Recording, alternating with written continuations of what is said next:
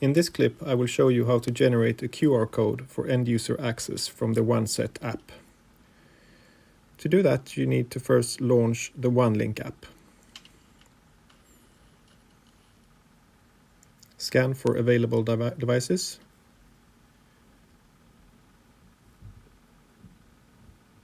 And connect to the device that you want to generate the QR code for.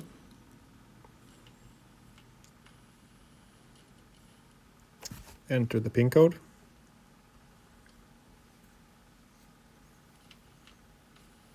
And now we are connected. To generate the QR code, you go to Configuration, then Device. And at the bottom of the screen, you have an option saying End User Application Access. So we click that.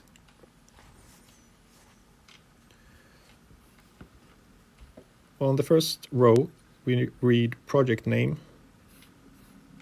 Here you can write a project name that will be appended to the images of the QR codes that will be generated.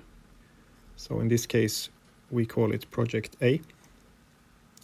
On the second row, you can determine if you want to have write access or not. If write access is enabled, that means that you can, for example, change the temperature set point with the end user app, the OneSet app.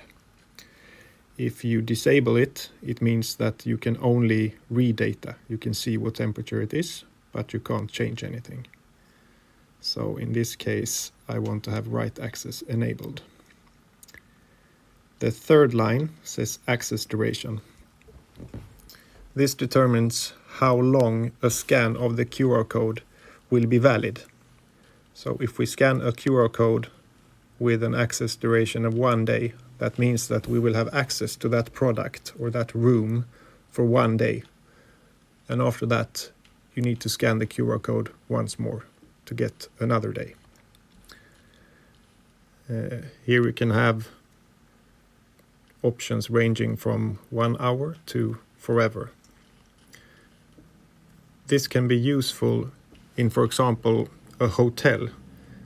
It might be a good idea to only give 1 day access, because when you check out the day after and you no longer use the room, you shouldn't have access to do temperature settings for that room.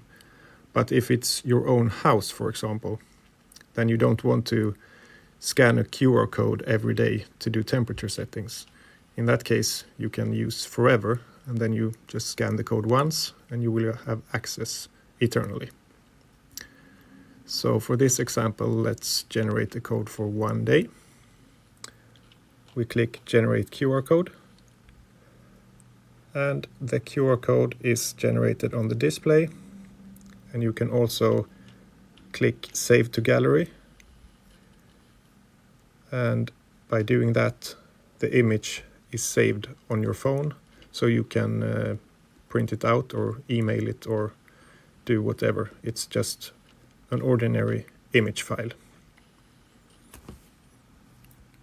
Thank you.